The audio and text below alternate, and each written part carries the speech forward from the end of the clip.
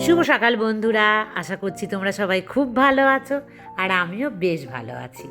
এটা দেখাচ্ছি জোয়ারের আটা, রাগি জোয়ার বাজরা যে বলে না সেই জোয়ার। তো এটা অনলাইন থেকে আমি কয়েকদিন আগে নিয়েছি, আমার বন্ধুরা তোমরা দেখেছো, মানে আমি ব্লিঙ্কিট থেকে নিয়েছিলাম এটা। আর এটা দেখো কালারটা কিন্তু নর্মাল যে আমরা আটা খাই সেরকম নয়, একটু কালচে কালচে কালার। আর পার্পেল প্যাকেটে রয়েছে না, একটু পার্পেল পার্পেল কিন্তু লাগছে। তো আমার আটা খাওয়া বারণ, আমার মানে অ্যালার্জি ধরা পড়েছিল, তোমাদের বলেছি, তোমরা জানোই, আর বারবার বলতে ভাল লাগে না। তো যাই হোক, আটা ছাড়া আবার আমার চলে না, সকালবেলা শুরুটা আমি বেশি পছন্দ করি। মাঝখানে কয়েকদিন ওটস খেয়েছি, এক নাগার আমার কোনো কিছুই ভালো লাগে না। তো দেখো একদম ওখানেও মানে 3-4 চামচ নিয়ে নিলাম আমি জোয়ার, আর এটাও নিয়ে নিয়েছি আমি 3 চামচ কি 4 চামচ মতো আটা, মানে সেম সেম। তো মেয়ে বলেছে এটাকে হালকা গরম জল দিয়ে তুমি মাখবে, মেখে রুটি বানিয়ে দেখো, সেই রুটিটা খেলে মানে আমার সমস্যা হয়, তো সেই সমস্যাটা যদি তোমার না হয় তাহলে তুমি কিন্তু এইভাবেই খেও। আর শুধু জোয়ার মাখা যায় না, জানো তো বন্ধুরা, আমি দেখলাম এই মাখতে গিয়ে নর্মাল যেরকম আটা মেখেছি না সেরকম কিন্তু নয় এটা, মানে মাখলে যে বাইন্ডিংটা হয় না সেই বাইন্ডিংটা কিন্তু ভালো হয়নি। তো যাই হোক, ওটাকে রেখে দিই কিছুক্ষণ, তারপরে রুটি বানালে ভালো রুটি হয়। আর খেয়ে তোমাদেরকে বলবো ওটা কেমন মানে খেতে। আর খুব সমস্যা না হলে কারোই খাওয়ার কোনো দরকারই নেই আমার মনে হলো। তো যাই হোক, মুখে দেওয়ার পর তো আমি আরও ভালো রিভিউ তোমাদেরকে দেব। আর অনেক জামা কাপড় আজকে কিন্তু আমি সেই জন্য ওয়াশিং মেশিনে দিয়ে দিচ্ছি। আজ কিন্তু সকাল থেকে একদম রাত পর্যন্ত সবটাই তোমাদের সাথে শেয়ার করব।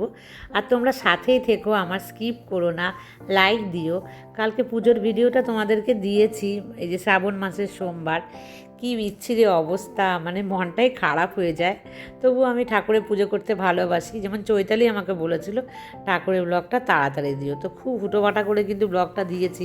খুব নেটের সমস্যা করছিল, সেই কারণে অনেকটা রাত হয়ে গেছিলো ব্লগটা দিতে। প্রথমে ভাবলাম দেবো না, তারপরে ভাবলাম যে যাই হোক, পুজোর ব্লগ তো খুব বেশি লোক তোমরা দেখবে না, মানে আমার বন্ধুরা, তাও আমি ছেড়ে দিলাম চৈতালির কথা ভেবেই কিন্তু।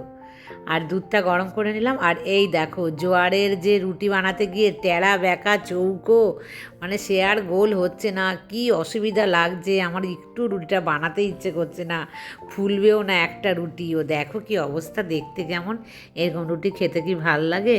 কিন্তু মেয়ে বলেছে না, সেই জন্য কিন্তু অনেক কষ্ট করে, বেশি করে আটা না দিলে একটু বেলা যাচ্ছে না, ফেটে ফেটে যাচ্ছে, দেখো চাটুর মধ্যে লেগে যাচ্ছে, মানে একদম যাচ্ছে তাই হয়ে গেছে। তো তোমাদের দরকার না হলে একদমই কিন্তু নিও না। মেয়ের জন্য নিয়েছি, ওটা আলু ভাজা রুটি, তাকেই তার ভালো লাগে। এই দেখো কত কায়দা মেরে চৌকো রুটি, কেউ বানাতে জানো? আমার নিপুণতা দেখো, গোল করতে গিয়ে কিন্তু চৌকো হয়ে গেছে রুটিগুলো। আর এই দেখো কি ছিঁড়ি, ওপর দিয়ে সাদা সাদা আটাগুলো, আর ছাড়ছে না, আর বেশি করে আটা না দিলে কিন্তু বেলাও যাচ্ছিল না। তো আমি দুধ আর রুটি, আর মেয়ের জন্য একটা লেবুও দিলাম। তো রুটিগুলো খেয়েছি, খেয়ে কোনো স্বাদ পাইনি গো। তোমরা আর খেও না, তোমাদেরকে আমি রিভিউ দিয়ে দিলাম। কিন্তু মেয়ে আমাকে বলেছে ওটাই নাকি আমাকে খেতেই হবে, আরও রাগি কিনতে বলেছে 1 প্যাকেট। আর আগের দিনে মটরশুঁটির কচুরি আর পায়েস তোমরা সবাই বলেছো খুব ভালো হয়েছে, আর তোমাদের সবার লোভ লেগেছে। তার মধ্যে গীতাঞ্জলি কিন্তু আমাকে বলেছে যে যাব না কি, আর তিথি তো বলেছে আমাকে যে আমি কিন্তু হঠাৎ করে চলে যাব, এত সুন্দর সুন্দর খাবার দেখালে এত লোভ লাগছে যে তারপরে বলবে উড়ে এসে জুড়ে বসেছো। একদমই তাই, আমি বলবো না, আমি অনেক খুশি হই যখন আমার এই মিষ্টি মিষ্টি বোনরা, মেয়েরা, দিদিরা বলে যে খুব ভালো হয়েছে। তো সেটা কিন্তু আমার কাছে ভীষণ মানে খুশি লাগে, আর মনে হয় যেন কত আপন ভাবো তোমরা আমাকে। তো আমার সমস্ত বন্ধুদের কিন্তু আমার বাড়িতে নেমন্তন্ন রইল। তো জানি না কবে কার সাথে দেখা হবে। আর আমরা আর হচ্ছে টমেটো দিয়ে বানাচ্ছি মটর ডাল, তোমরা খেয়েছো? আর ওই আমড়াটাকে একটুখানি জাস্ট গাটা ছেড়ে ছেড়ে দিই যাতে ওখানে লবণ মানে ঢোকে যেন মশলাটা, সেই জন্য। আর রান্না দুপুরের আজকে দেখো তেজপাতা ফোড়ন দিয়েছি, এর মধ্যে জিরে আর হচ্ছে শুকনো লঙ্কা, এই 3টে ফোড়ন দিয়েই কিন্তু তুমি মানে তোমরা দেখবে যে আমি কিন্তু সমস্ত সবজি খাই, মানে আমি ভালোবাসি এই ফোড়নটা। আর ওলের ডালনা বানাচ্ছি নিরামিষ, আর আজকে নিরামিষ খাবো। তো আমাকে চৈতালি বলেছিল একটুখানি চিংড়ি মাছ বানালে শেয়ার করতে, তো এখন আমি পারিনি শেয়ার করতে, তো একদিন শেয়ার করব। আর দেখেছো কত কম, একটু টমেটো দিয়েছিলাম, আদা, কাঁচা লঙ্কা, জিরের গুঁড়ো এর মধ্যে দিয়ে এটাকে পেস্ট করে নিয়েছিলাম। তো মানে রেগুলার কিন্তু তোমরা এরকম ফ্রেশ ফ্রেশ অল্প করে হলেও বানিয়ে খাবে, এতে শরীর কিন্তু সুস্থ থাকে। আমরা অনেকেই বানিয়ে ফেলি কাজের তাড়ায়, কিন্তু যদি পারো রেগুলার বানাতে তাহলে কিন্তু শরীর বেশি ভালো থাকে। আর মেয়ের জন্য বানাচ্ছি পটল ভাজা। পটল ভাজার গন্ধ তোমাদের কার কার ভালো লাগে? আর এই দেখো নিয়ে নিয়েছি, দেখেছো আমি আলু ভাজা রাখতেই মেয়ে ওখানে হাত দিচ্ছে, কারণ ডাল হলে নাকি তার আলু ভাজা হলেই খাওয়া হয়ে যায় নিরামিষ দিন।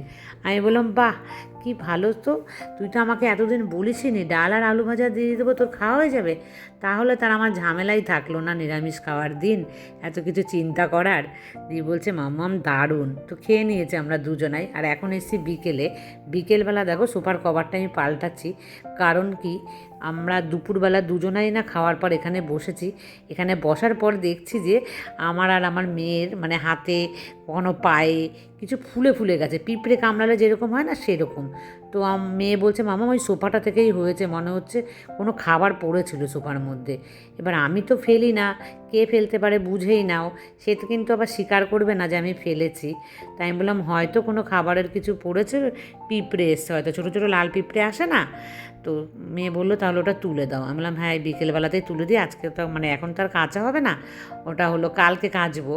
তো সেই জন্য একটু পাল্টে দিচ্ছে, তো ভাবলাম যে কুশনের কভারগুলোকেও পাল্টে দিই।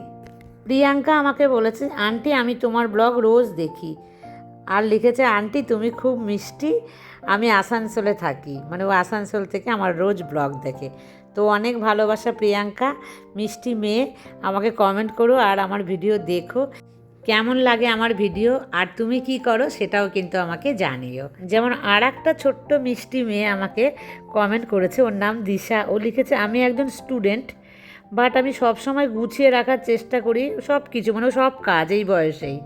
আর ও আমার রোজ যে আমার ঘরের কাজকর্ম দেখে ও কিন্তু মোটিভেশন পায়। আর ও লিখেছে যে আমার থেকে অনেক কিছু শেখে। তো এটা আমার অনেক বড় পাওয়া, কারণ পরের জেনারেশন যখন আমাকে বলে আমি অনেক বেশি ইন্সপায়ার হই কিন্তু তোমাদের থেকে। তো দিশা তুমি কি করো, কোন ক্লাসে বা কোন কলেজে তুমি পড়ো, মানে কিসে পড়ো সেটা আমাকে জানিও। তো ভীষণ ভালো লাগবে, আর কোথা থেকে দেখছো সেটাও জানিও। আর এই যে জামা কাপড়গুলো আছে কিন্তু আমি মেলতে আসিনি, মেয়েকে দিয়ে এত জামা কাপড় মেলা করিয়েছিলাম। আর ছাদে এসে দেখছি একদম মাইক, মানে হলুদ রঙের মাইকটা সেই মাঠটার দিকে তাকিয়ে রয়েছে দেখো। তো ভাবলাম তোমাদেরকে এক ঝলক দেখাই, আমার এত ভালো লাগে। আর গাছের গোড়াটা একটু শুকিয়েছে, বৃষ্টির জল এসে গাছের গোড়া একদম পচে থাকার মতো হয়েছিল। তো দুদিন কিন্তু আমি জল দিইনি, তো ভেবেছি আজকে এবার একটু অল্প করে আজকে জল দিতে হবে, নাহলে গাছের গোড়া আবার বেশি শুকিয়ে গেলে গাছটা কিন্তু মরো মরো টাইপের হয়ে যাবে, তাই না? আর গাছে জল দেওয়ার লুকই আসছে না বন্ধুরা, সে যে আসবে বলে চাতক পাখির মতো আমিও বসে আছি। মেয়ে তো যাওয়ার দিন চলে আসছে, আর সববার মেয়েরা বা ছেলেরা যারা আমার মেয়ের বয়সী তাদের কিন্তু মনে হয় ক্লাস শুরুও হয়ে গেছে, ওদের ক্লাসটা কিন্তু দেরিতে শুরু হয়। তো এই বছর অবধি ও অনেকটা ছুটি বা অনেকটা সময় আমার সাথে কাটিয়ে যাচ্ছে, এর পরের বার ও কি থাকতে পারবে কি না, আসতে পারবে কি না জানি না। আর এত গরম পড়েছে না, সেই কারণে কিন্তু তোমাদের ক্যামেরার সামনে একদমই আসতে চাইছে না। তো দেখেছো বন্ধুরা, এই সমস্ত কিন্তু আমি মেয়েকে যখন দিয়েছিলাম না, মানে ওয়াশিং মেশিন থেকে বার করে দিয়েছি আমি, অবশ্য সে বার করে নেয়নি। আমি বললাম যা বাবা বড় বালতিটা দিয়ে এক বালতি তুই নিয়ে গিয়ে ছাদে মাম্মাকে একটুখানি হেল্প কর। ও কিন্তু আগে করতো জানো তো, ইদানিং না মানে যখন তোকে বাইরে গেছে তখন থেকে একটু বেশি আহ্লাদি টাইপের হয়ে গেছে। মাম্মা ওখানে তো আমি করি, তুমি এখানে করো। আর আমিও ভাবি যে ঠিক আছে তোমাদের সাথে আমি শেয়ার করি, মানে ওকে দিলে তো আর তোমাদেরকে আমি দেখাতে পারি না, সেই যদি ও আসে আবার পেছন পেছন আমি আসি, তার থেকে মনে হয় আমি একাই চলে আসি। আর কটা বাজে দেখেছো ঘড়ির কাঁটাতে, এখন কিন্তু প্রায় সন্ধে হওয়ার মুখে।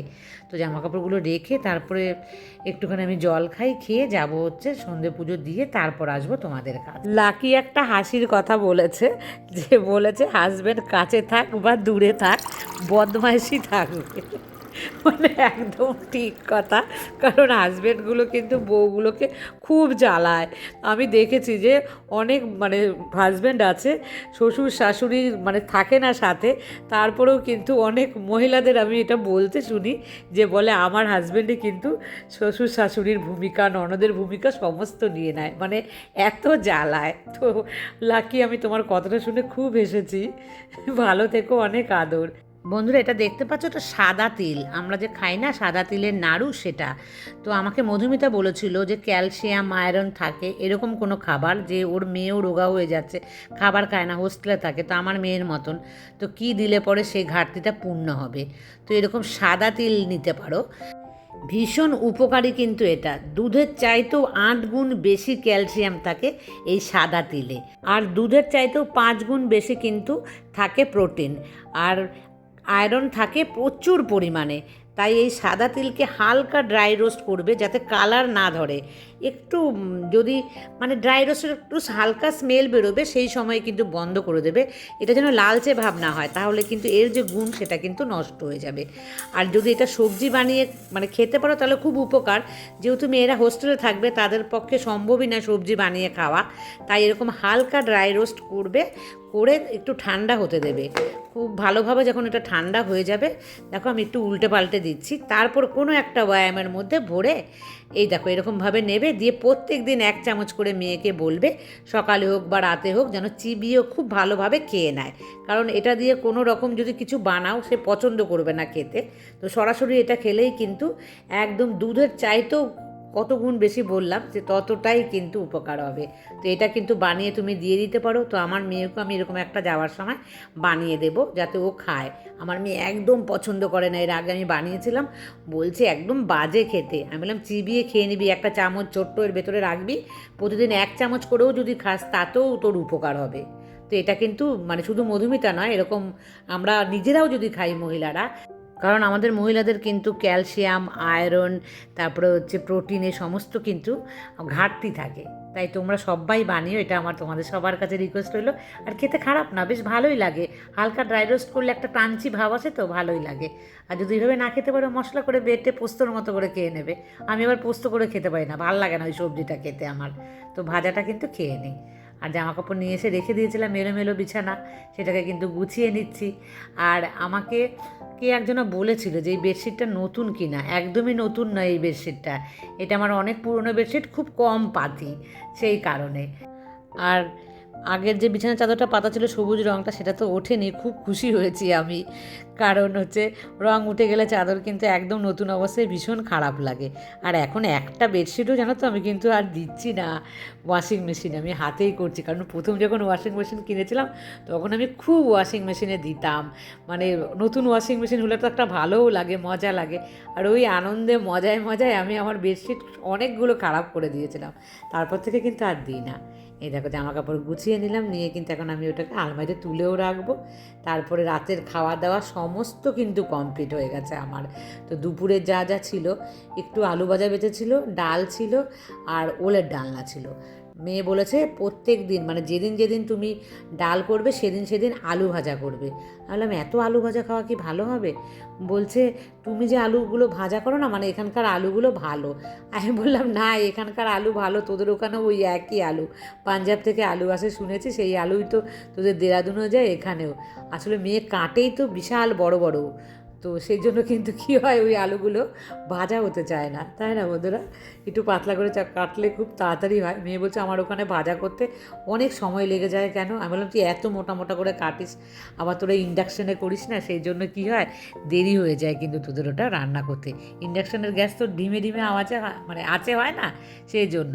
আমাকে বলেছে এর পরের বার যখন ও ছুটিতে বাড়ি আসবে তখন নাকি ও ইন্ডাকশানটা বাড়িতে নিয়ে আসবে, আর নিয়ে ও আমার বেডরুমে বসে নাকি আলু ভাজা করবে, তাহলে গরম লাগবে না ওখানে এসিটা চালিয়ে। তো এই বুদ্ধি আমাকে মানে এঁটেছে, পরের বার ছুটির সময় নিয়ে আসবো মামাম, তাহলে অনেক কিছু রান্না করে তোমাকে খাওয়াতে পারবো। আমি বললাম হ্যাঁ ওটাই ভালো হবে। আর কিছু কোথায় রাখবি, বিছানার মধ্যে বসেও তো রান্না করতে পারিস। তখন বলছে না বিছানায় কেন করবো? বললাম তাহলে বুদ্ধি এঁটেছিস যে বেডরুমের মধ্যে করবি। তো এরকম মজা কি তোমাদের মেয়েরাও করে? আমার মেয়ে কিন্তু করে। আর বলেছে পাপাকে যদি মানে পাপা যদি একটা আমাকে কিনে দিত না, একটা ওয়াশিং মেশিন আর একটা ফ্রিজ, আর কিচ্ছু চাই না। বললাম কেন, আর একটা এসি, এটাও যদি কিনে দেয় তাহলে ভালোই হয় না, ওখানে পড়াশোনাটা না করে বেশ ভালো আরামসে ওখানে থাকা যাবে। তখন বলছে না আমি এটা বলছি না কি, দিয়ে আবার তখন লজ্জা পাচ্ছে। সমস্ত কাজ কমপ্লিট হয়ে গেছে বন্ধুরা। এই দেখো এইরকম পরিষ্কার বিছানায় উঠে যাব, সারাদিনের ক্লান্তি কিন্তু দূর হয়ে যাবে। আমাকে সেদিন শ্রাবণী, সুপ্রিয়া আরও অনেকেই তোমরা বলেছো যে তোমার বেডরুমটা কিন্তু বেশ ভালো লাগে, ফাঁকা একদম, দেখো অল্প জিনিসপত্রে ভর্তি। তো একদমই ঠিক কথাই যে বেশি জিনিস দিলে আমারও ভালো লাগে না। তো বন্ধুরা, সকাল থেকে রাত পর্যন্ত সব শেয়ার করলাম, আর আজকের মতন টাটা।